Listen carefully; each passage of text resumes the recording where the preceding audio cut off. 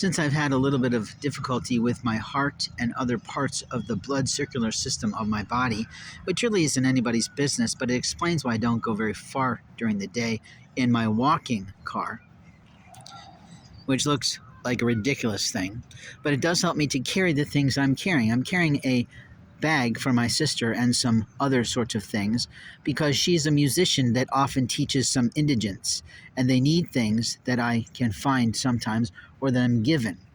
At the same time, it holds some blankets for me and the woman that I love and her children. Beyond that, there's a handful of things I've purchased to make a living for me. As you move to the left, you can see the Aaron's rental shop. Then we have the Outback, and behind the Outback across the street is Portillo's. You move to the left and there's a warehouse, men's warehouse, that sells suits and other garments, and they have tailors. And as you move yourself down the way to see the sun rising, you see the back alleyway to some other spaces, like a home goods store that often throws out things that are broken and more, and openly a refrigerated-oriented space of a grocery store and a music store.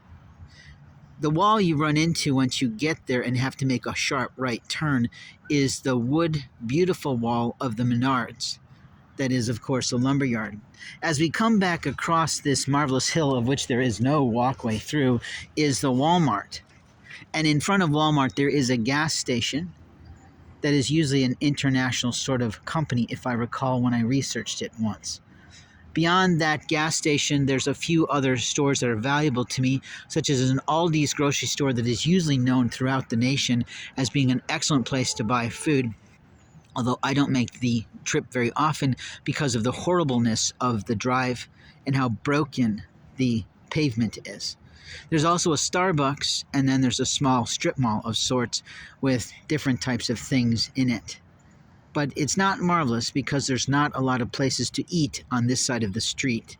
Across the prosperous way is a Chinese-oriented buffet that you walk through a line on called Panda Express, and then you can sort of see, if you were to drive directly across the street and through the grass and up the hill, is the Meyer store.